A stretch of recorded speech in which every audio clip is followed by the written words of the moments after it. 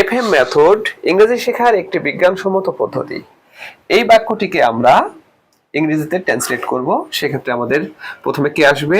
Subject আসবে। তারপরে কি আসবে? যদি ভার্ব না থাকে সেক্ষেত্রে কি আসে? এম ইজ আর আসে। ওকে, তারপরে অন্যান্য অংশ চলে আসবে। তো ফ্রেন্ডস দেখো, এফএম মেথড ইংরেজি শেখার একটি বিজ্ঞানসম্মত পদ্ধতি। বাংলা বাক্যের শেষে কিন্তু ভার্ব থাকে, এখানে কিন্তু ভার্ব নেই, সেক্ষেত্রে আমাদের এম ইজ আর ব্যবহার করতে হবে। তাহলে আমরা প্রথমে সাবজেক্ট নেই, সাবজেক্টটা কি? FM method. লেখো F M method, M E T S O D. তারপরে নিতে হবে এম ইজ আর এর ইজ হবে, এফএম মেথডের উপরে ইজ বসে।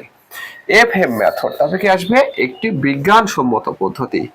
এ S C I E N T I F I C, a scientific way, a scientific way.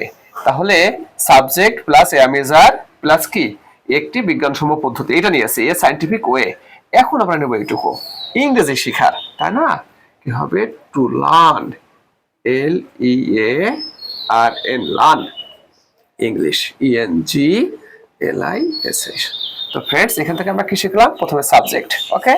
তারপর যদি মানে মূল ভার্ব না থাকে সেক্ষেত্রে কি নিতে হয়? এম ইজ আর নিতে হয়। ঠিক আছে?